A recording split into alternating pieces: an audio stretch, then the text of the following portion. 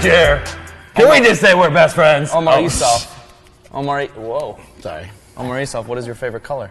Purple. You know that. Purple. We spoke about that. So I know, but so it's not about what I know, it's about what they know. What they know, so they don't know. So they don't know so much about us. So I started in 98. That's 98? when you started? 88. I was 20. Purple. Let's get back to purple. I was going to share. I thought you were going to tell us about when you started YouTube. Never mind. Yeah, when I started using. I don't know if you could tell, but I've been No, when you invented YouTube, I thought you were going to talk about that too, or that's later. 0100111000. A lot of coding. I was called a child. Have you ever seen Catch the Predator? Yeah, I was also on that. Okay. It's kind of an awkward story. Yeah, never mind. Multiple times too. Never mind. You think you'd learn after the first time, hey, don't message these people, but you like the internet. You live and learn. You live and learn, and then I showed up again. Yeah, I've never seen that penis emoji before, but you maybe created it. I don't know. But I act all surprised the second time. I'm like, you know me. It's just a pickle. What's this?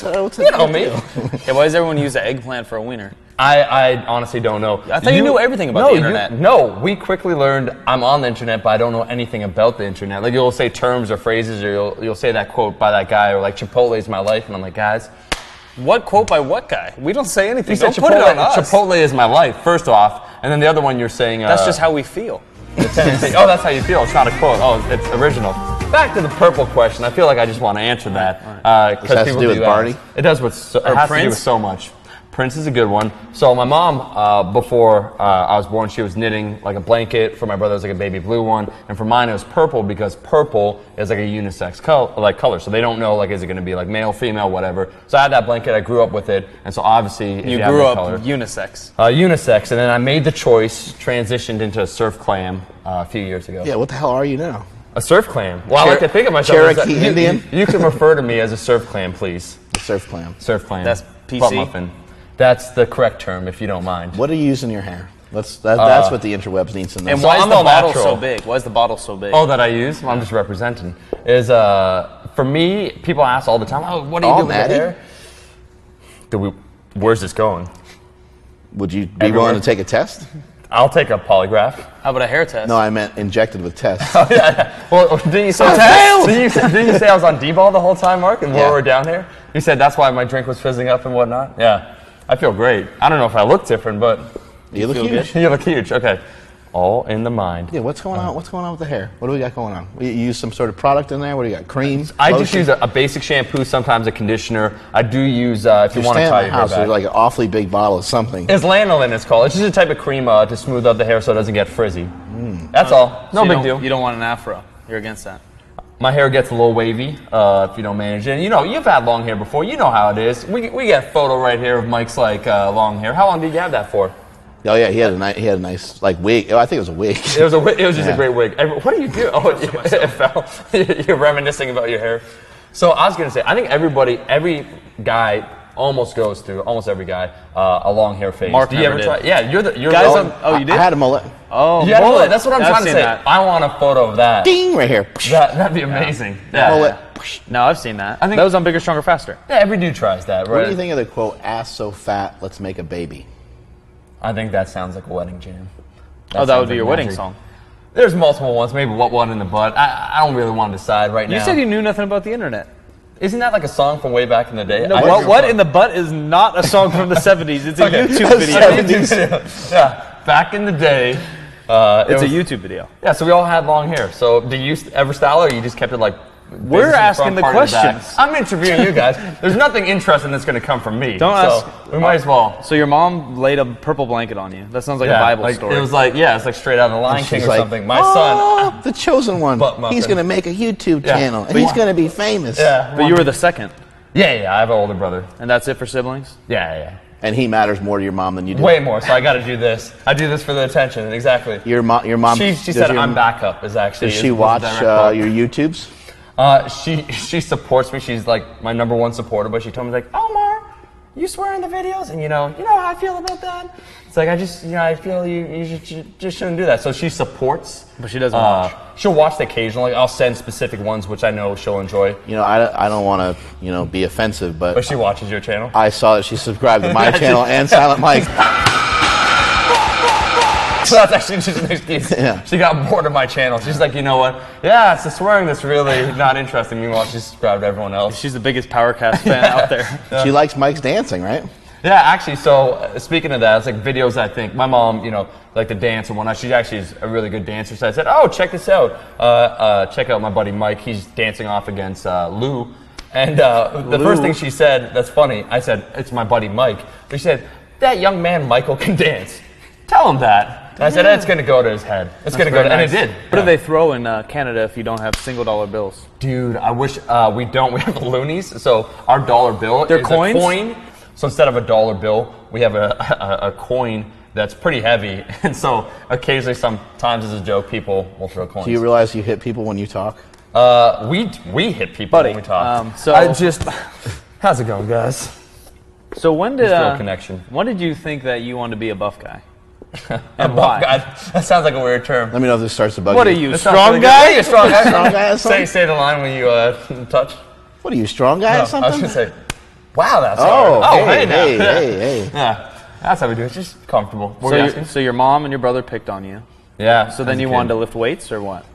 I just straight up. What's interesting? So once again, going back to my mams because she's awesome. She was a sprinter, and like she was a legit, really, really good sprinter for a small city. She's from a smaller city in Canada, and so she did well. And so from a young age, she just involved us kind of into athletics, sprinting, playing sports, soccer. I played a whole lot of, and so I really like. So what sport did you play? Soccer. Did he play any sports? Soccer. No. You damn Americans! You damn Americans! Yeah, so played some sports, and I missed that. I missed kind of that excitement. There's that energy, either being part of a team or just training. You feel a sense of accomplishment that you get when you train. You're either faster, you're better. There's some noticeable level of progression. And so around high school, I was like in this academic program. I started getting a little more lethargic, a little lazy. I wasn't training as much, wasn't sprinting. Skinny fat? Yeah. I was like 140 pounds, but like 140? No abs. And now I'm 145, so it's been a long journey. Yeah, way to stack on those 5 pounds. Yeah. I think that D-ball's fake. Or it's working, it's just really bad genetics. Or it's Instagram filters. Those filters, all those filters. That's all the ass chest is. And so I just wanted to get into, my brother started training, and so I'm like, this is pretty fucking cool, man. Yeah, man. Weights. So I got into that, and just like anything else, you get kind of addicted to that sense of progress, and you also want to look better, right? It was university too. How'd you find out about lifting? Through my brother. That's why I say a lot of people will talk like, Broski was lifting. Yeah, I know like a lot of bodybuilders growing up as a kid. I always thought they were kind of weird straight up. Like there was a gym kind of close to our house, and sometimes we would pass by, there'd be like dudes with like fanny packs and whatnot. I don't think that's that weird. No offense. Hey, no offense, Mike. Were you really? I respect your lifestyle choices. Were you really taken back by the stringer tank tops? And I said, one day I'm going to wear those.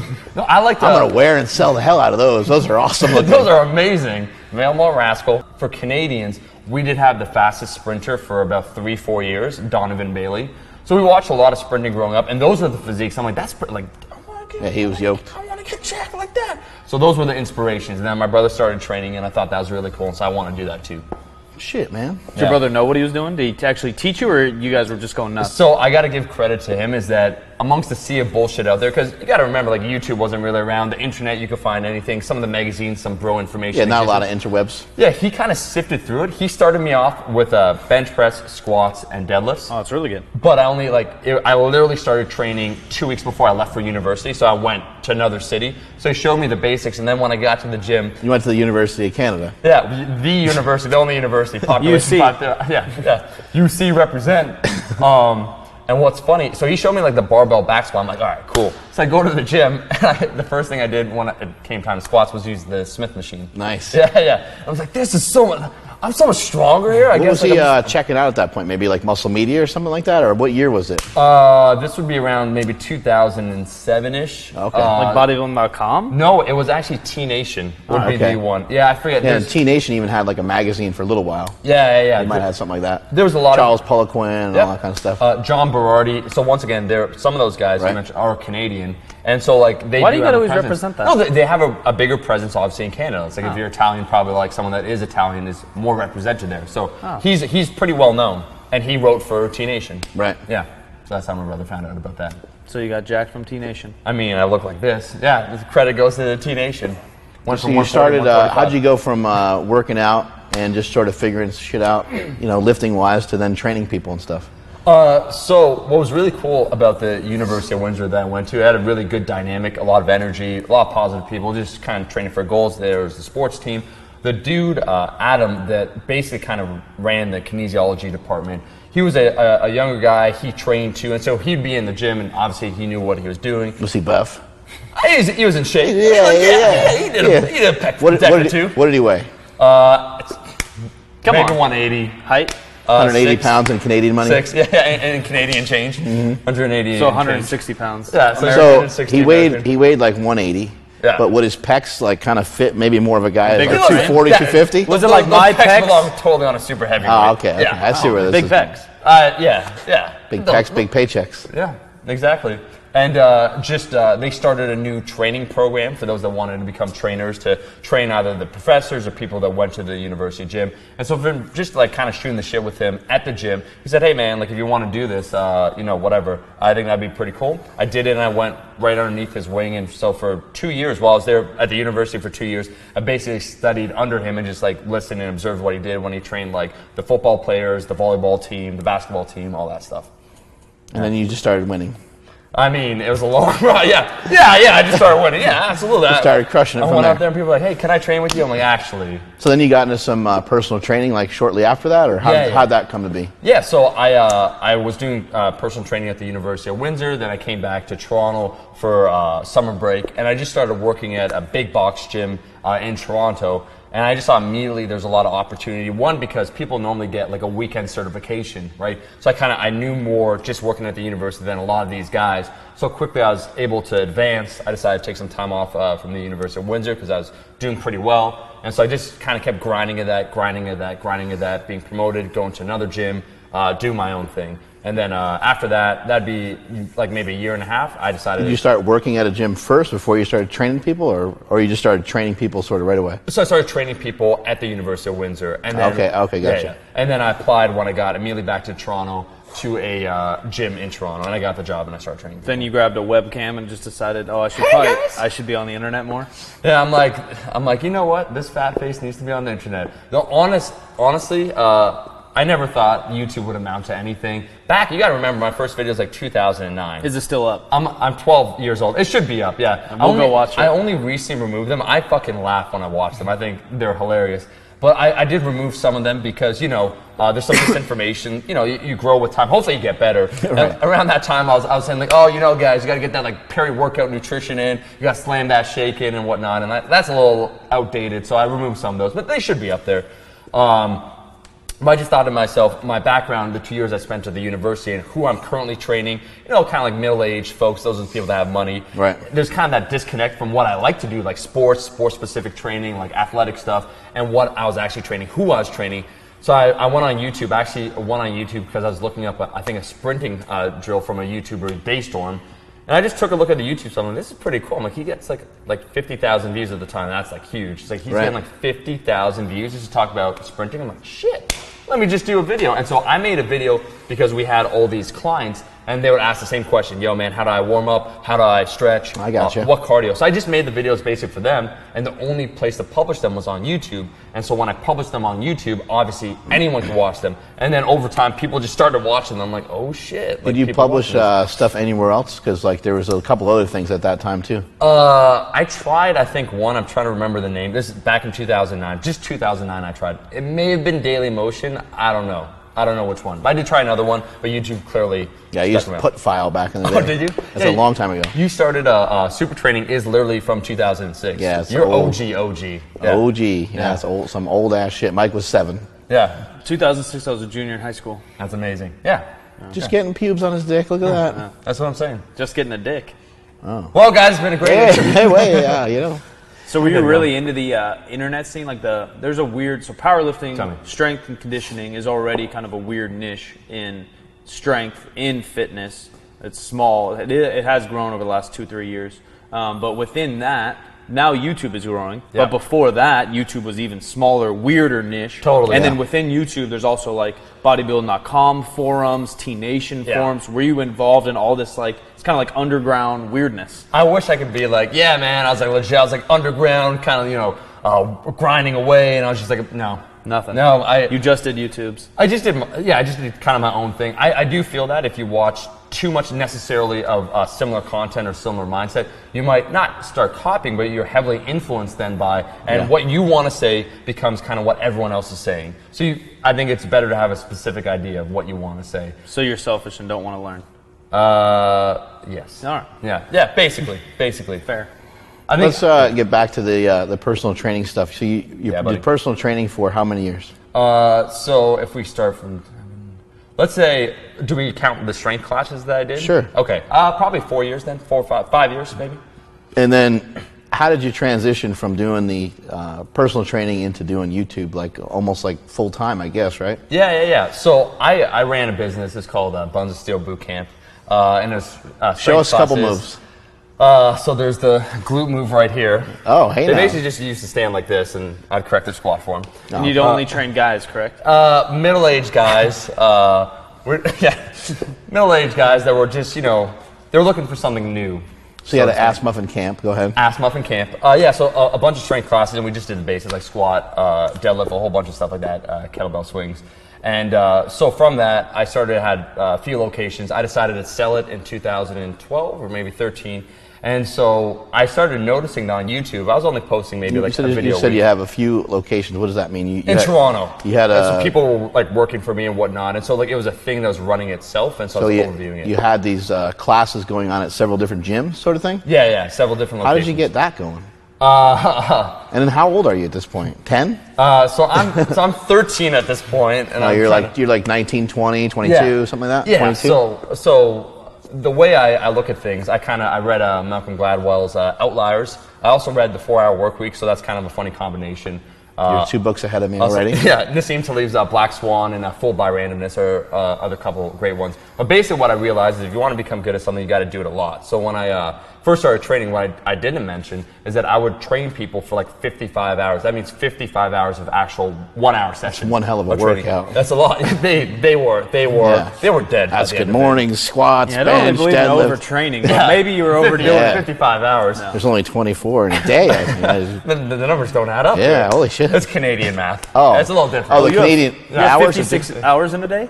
We said 55, but yeah, there's 56. Well, 1 for sleep. Oh, yeah. Yeah, we don't sleep. The grind never stops. God damn. But I worked a lot and I observed a lot, and I was fortunate enough, too, that I had some really great clients, and they're very smart guys. When you think about training, it's like who's going to train 3 times a week? They probably have a little bit more money. Are you into intellectual men? Are you asking for yourself or are you asking for a friend? For a friend. Yeah. For a friend. He's right there. Yeah. Well, Mike, you just had to say. I'm right here. I text him. We went to LA together. Did you ask Omar for me? Yeah. Look at that. Mark's like, all right, fine. I'll ask it. But yeah, so I was like grinding away. I was training a lot, but I also was listening because as you train for an hour, you have a lot of rest in between. And a lot of these clients were smart. They're like successful lawyers, businessmen, or whatnot. And they just gave a lot of great advice. And so I started thinking, like, man, I can't, train people. It's better for me to have other people train people, and so that way I could scale it. So you were hungry and interested in figuring out a way of like getting out of just training people. Yeah, because you want to do something different. I immediately realized, one, you can't do that forever. You're going to be like 65 years old. You're going to be doing that. It's not sustainable. You think also you only get paid for the hour that you work, so you have no residual income. Oh, you break your ankle, you're fucked, right? Like you can't be like, hey guys, can you pay me for this week while I'm away? It's not, I'd call it, it's very fragile as a job, for a long-term job. Where do you think some of this like ambition and motivation comes from? You just kind of always been that way? Or? Yeah, is your mom an entrepreneur? Yeah, why are you so fired up? My mom's super smart, and she's probably my biggest influence. She's probably like the strongest person that I know. I would say what does she bench? Mark got 550. 480. So. My mom's super driven just as a person. And I think that had a big impact on me, just trying to do more, be better. So when we talk about like focus or dedication, obviously that's a huge influence on me. Right. That like focus where it's not like, oh, like maybe I'll do it. It's like, I'm going to do it. I'm going to try and do it well. Yeah. There's no end if or buts. How old are you when you have this this business going, this personal training business? So I started like literally when I was 20. Yeah. So I started training when I was like 17 or like whatever. And then I worked for a year and a bit for other people. And I realized, that's why I realized too, I was selling training. So after being a trainer, Mark, I sold training. I was like a training director at a gym.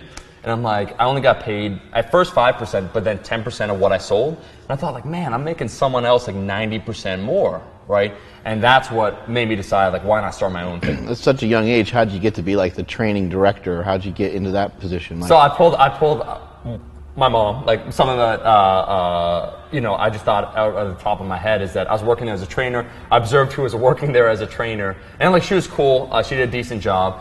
But at that gym, you had to solicit for your own clients. And so I was just like, I was doing well at that. Like, I was just getting my own clients. And the owner there was like, wow, like, you're doing pretty well. I said, man, I think I could do a better job than her. I just said that straight out. And he's like, do you think that? I said, I tell you what, man, I'm like, give me 2 weeks to do it. And if I don't sell more than her, just fire me. Like, don't even like keep me as a trainer, just fire me outright. Because I knew there's way more potential being a personal training director. So I just said, you know what, man, I said I'm going to do it. Give me the opportunity. And if I float, I float. If I sink, I sink. And so I did, and I like did well. And so I had that job. Are you usually that confident? Like what about like with chicks and stuff like that? Like, are you that confident normally as a person? Anything I say is going to sound super cocky from this point on. Well, no, it's just a serious question, just because like I was never that confident. Yeah. But like, do you think you were that confident maybe just because you were super young at that point? Yeah. I definitely had a lot of confidence, and more importantly though, I believed that I could do it. Right. Like, I just saw it. I knew I was already selling training. But like, that's what confidence is. Yeah. You weren't cocky. You weren't cocky. You were confident. All right. Yeah. Thanks, guys, for saying it for me. Yeah. Hey. What are we? Like, these pecs will sell anything. Hey. If you want something, do you usually just kind of go for it? Is that sort of the way you? Okay. Yeah, and so when you said it, I was thinking about that more as we've been talking last 10 minutes. And for sure, it comes from my mom. Then, like all the stuff, all the life lessons that she gave me and whatnot. Is she like that? Like most of the time, like she just kind of does stuff. Like, and you just see she's her, a go-getter. Yeah, you just kind of see her do it, and you're like, okay, that's just life. That's the way it is. That's the way. I got no option. That's the normal for you. Yeah, I got to represent too. Like, I think like, damn, like if my mom's doing that or like other people, that has to be the norm. So you have to get out and do it. Yeah. All right, so you built up. Go ahead. Yeah, from the director position, that's when you said even more so, like, I want more control and just like, I'm going to start my own thing. Well, I just thought ultimately I realized working for someone else, my boss was cool, but like obviously he wanted to do his own thing. He saw me in a certain position. Like, I was going to bicep pose real quick, just for a second. Mike, get in there. Oh no, so small. Oh, he's doing the tricep. He's a smart guy. He's like, I can't compete with these guys. All right, back to all right. Is it just me or is it getting hot in here, by the way? It's only 120 degrees outside, so it's only 130 in here. So it's not too bad. Yeah. Suffer for success. Yeah. I was going to say that I just realized that, one, I was making him a lot of money, but two, also, if I wanted to do more, he only had 2 gym locations. There was a limit. I always think, what's the ceiling? I think, what's my next step? And so I thought to myself, hey, like I've proven that I could sell, right? I could sell training because I believe in training, because I'm largely, it's training. It's like I'm either selling because I'm going to be training them or someone else, and either I hired those people. So I just felt confident in the whole process. I think it's always important in any transition you go through that you make sure whatever you're leaving behind, so like the old job, like being a personal training director, that everyone's cool there. Like the boss is happy and whatnot. Same idea when it came to the boot camp. It's like the person that I sold it to was someone that worked for me. So I made sure everything's kind of smooth in that regard, where they're happy, I'm happy with where I'm going. Well, they already worked for you. They already saw how everything goes. They probably understand the value of it a little bit better. Yeah. How long ago was that? That's probably 3 years ago. So you sold the company 3 years ago. Is the company still around? Yeah. The company's still going, and Omar Isuf started his own company on YouTube. Yeah. So, yeah. How did you revolutionize that from, okay, I'm going to make a stretching routine for my clients, to I'm going to try to educate the world? Yeah. I just took a look at YouTube, what was currently being offered, at the level of information, and I just thought, could I provide more? Could I do better? And I thought, after doing it for a few years, just seeing kind of the landscape, where it was going, I thought that I could do it at least as good as everyone else out there. I went down in 2012 at the start, right around the time talking about selling the business, and I went down to LA, and I just hung out with some YouTubers, like high-profile guys that have like 1 million+ subscribers, just to see, one, like, what's the sustainability of this? I always kind of do an analysis, right? Like, can you do this full-time? How much money do you make? What got you into this? A whole bunch of different things. So I evaluated, can I do YouTube full-time? And the short answer was, you got to do it well. You got to provide something new. You got to provide something people want to watch. And so once I made that choice, I went full in. And then it was a process of trying to get better and better and better and better. How were you able to, like, I guess, what are, like, without giving away too many awesome secrets, what are like 3 of the main ways for people to grow their YouTube channel in general? nude girls, dogs dancing, and cats singing. Dogs dancing and cats singing. Yeah. You don't get a dog singing. So you can't flip-flop that. It can't be a dancing cat. I just said that. That's just weird. No, you said a singing dog would be weird. Oh, okay. And then also that, yeah. Oh, all right. Yeah, just weird. It's raining cats and dogs, or is it raining men? Is it raining all of the above? Hey. Hallelujah, it's raining men. So tips you're saying about YouTube, like growing it or Tips and tricks. The biggest one, I do feel ultimately, good thumbnail, obviously, because a thumbnail is like a preview, right? It's kind of like a movie poster. Which you told me you don't watch. What? Previews. No, I don't want. If I know if I want to watch a movie, right, based upon what it seems like, who's directing it, a whole bunch of different factors. I don't purposely go out of my way to watch trailers. Maybe if a preview's on and I happen to see it, I'll see it. But as we said before, the latest Star Wars movie coming out, I'm going to see that. I don't need to get hyped for that. I'm already hyped for that film. You had that in Canada. Star Wars. We just saw the first one that came out in 1977. I am your father, Yeah. You guys it translated? Does that sound like I have an accent to you guys? A little bit, right? Not at all, eh? He thinks it's the funniest thing. He's just going to keep cracking these jokes. Even Mark's like, can we just get on with the fucking interview? What's Star Wars about? He's nailing it. I'll take some popcorn and a poop. Mark, I like how Mark's not even laughing. You're the one dying. That's what's amusing to me. No. You're trying, he's just like... It's all right. You're both off the team. Yeah, it's all right. I was on the team? No. Okay, good, okay. I thought I might have been an honorary member. Biggest tip, honestly, for you guys... The thumbnail, we got that. is compelling content, because you can get a thumbnail will attract people, right? A good title, same idea, hashtags, all that stuff will attract individuals and be like, oh, maybe I want to watch that. But what's going to cause them to stay? Good content. And when I say compelling content, it's content that people want to watch. They might not know it at that time. They might grow to like it, but it's something that's unique that you're doing that maybe has, I like to think for my channel, how I think at least, is utility. Hey, that's why I have a lot of squat videos, how to bench videos. I'm like, people are gonna need to know how to bench, how to squat for a long time. And there's a lot of, little subtle details you can go over. So I think compelling content, do people wanna watch this, is what I think. And would people wanna continue to watch this? Yeah. And then also, there's some tricks to the tagging of it. Yeah. The titling of it, right? Of course.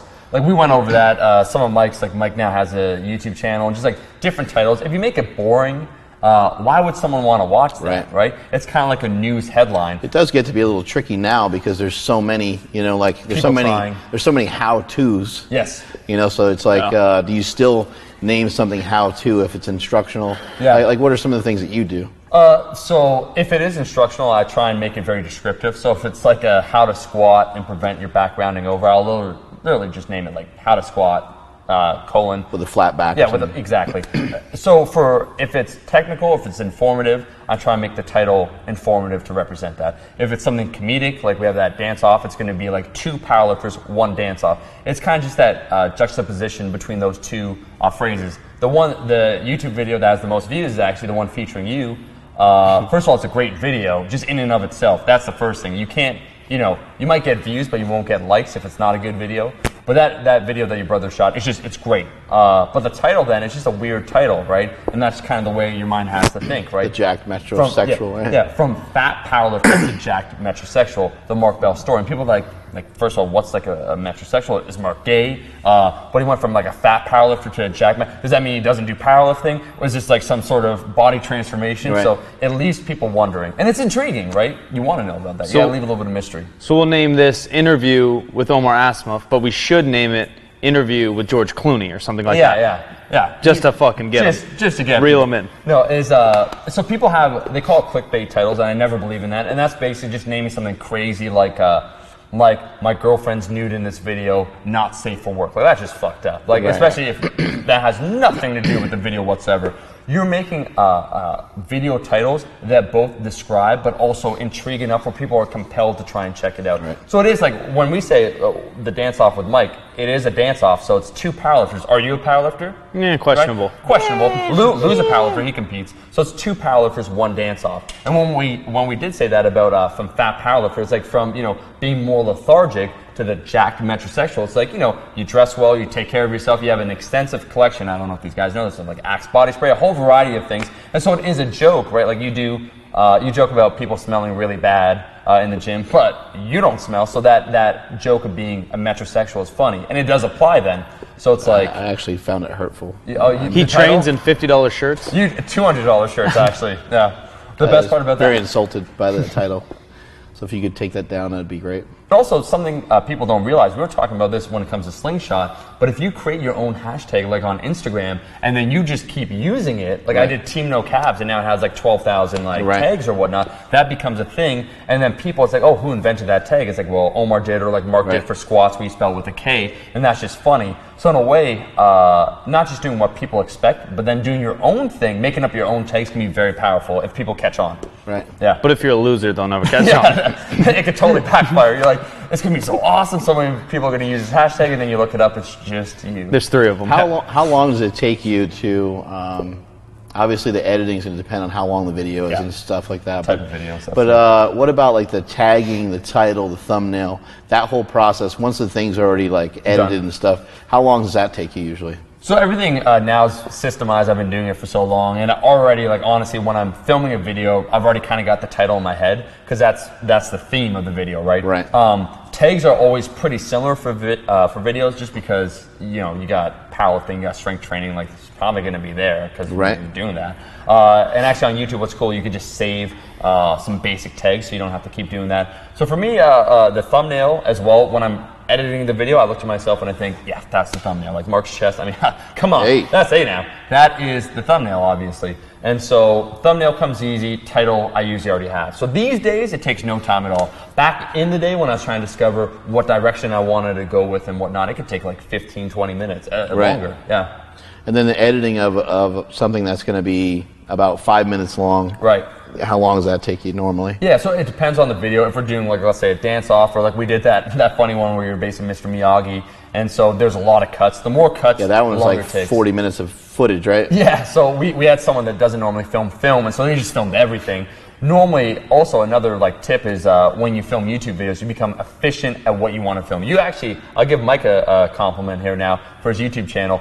He does a great job of only filming what's necessary. So when it's time to edit, when I see him edit, it's just like, doop, doop. That's because I don't know how to edit. Yeah. But so it's like 20 minutes, but that's good. Necessity can sometimes force you to become better, right? It's like, I don't really know how to edit, I don't really want to, so I'm only going to shoot what's necessary. It could take anywhere, if it's a straight talking video, 30 minutes. If it's something more involved like the Mr. Miyagi stuff, maybe 2, 3, 4. If we're doing like the Power Ranger one that we did with Mike, that took like 5 or 6 hours. So something simple, like if you're filming lifting, maybe you're just kind of mainly trying to get the last 3 sets or something like that. You're trying to get the main working sets. That way you're not filming everything. You don't have to go back and edit it all out. That's the worst thing that you can do. It's like 45 minutes of content. You're going to sit down and then you realize 35 minutes of that is completely useless. That's hard. Yeah, loading the bar. Real editors like Maker Mike, they can look at it and just be like, all right, this is what I want. Me, I'm getting bored. I'm getting ADD, and that's a good thing in my opinion because I create content that I want to watch.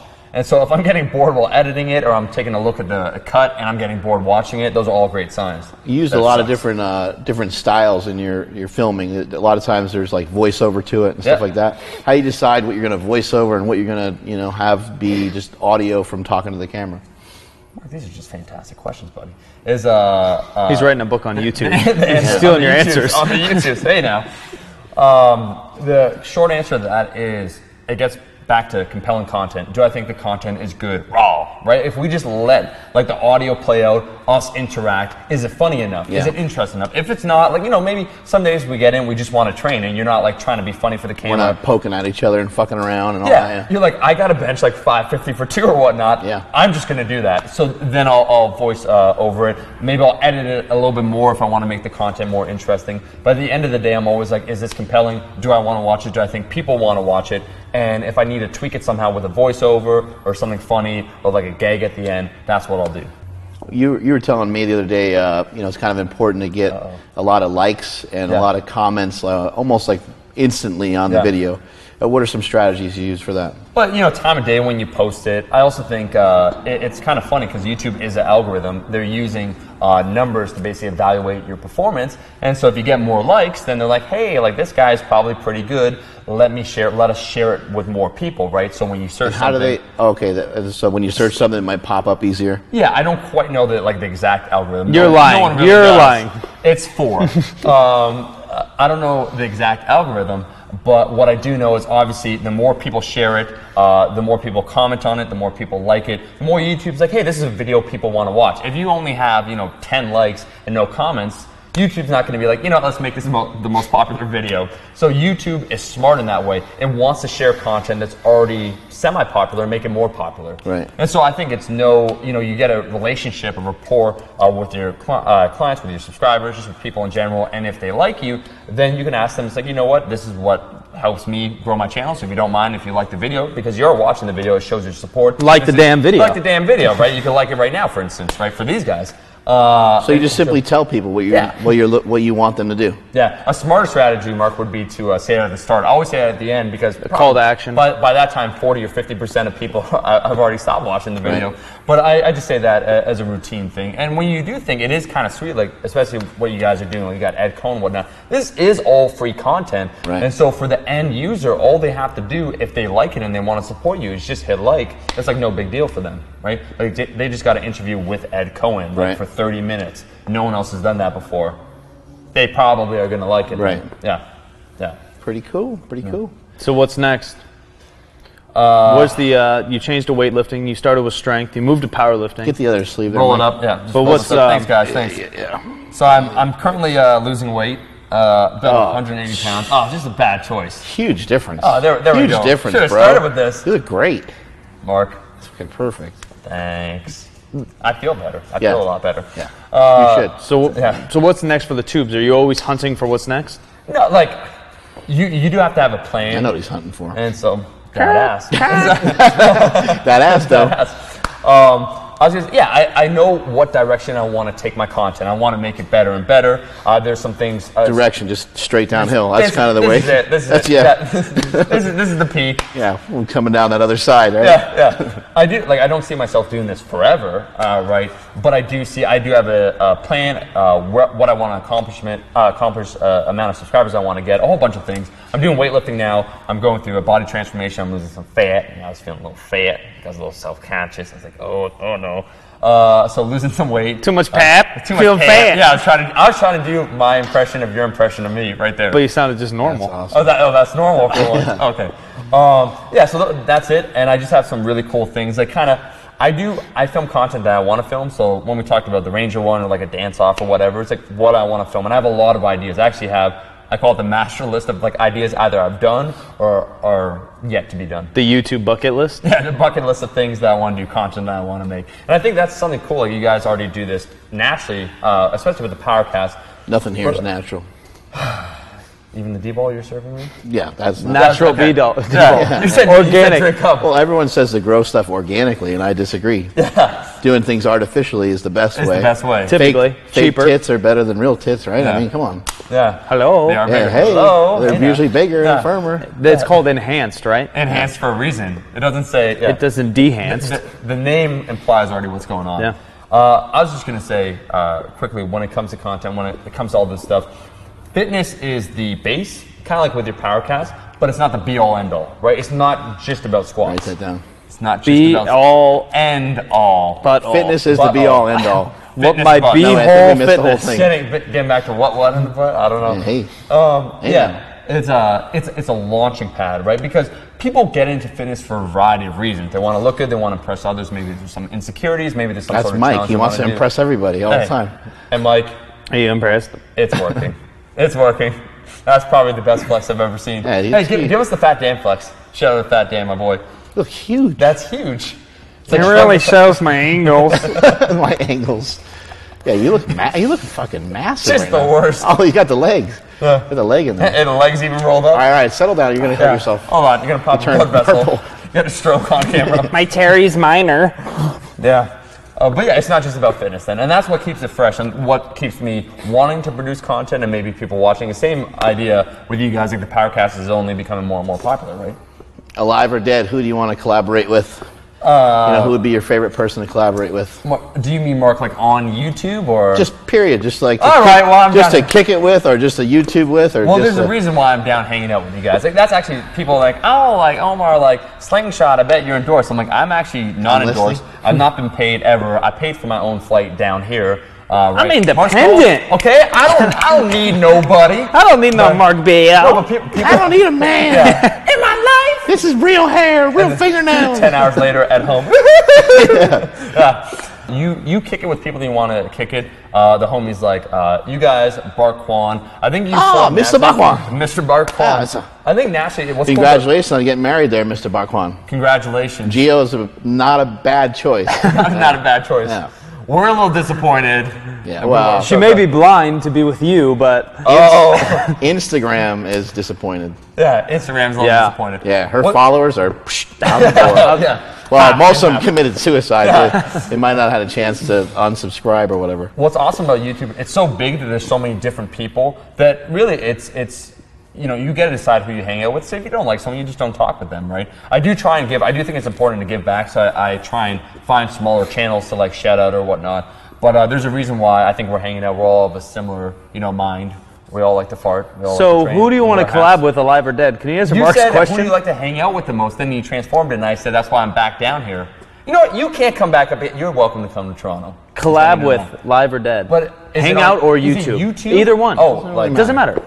Who's awesome that you want to meet or do a video with? You're into music and shit. Like, is there somebody you want to fucking? Well, I mean, if I could show somebody you want to fucking rock out with or something if I could show with Axl Rose, absolutely. There you go, Axl Rose. That's what we're looking for. Like music, so I'm a huge music fan. So he is. Where is he? He's in the jungle. You know where you are? Yeah. We know who he is, but he's in the.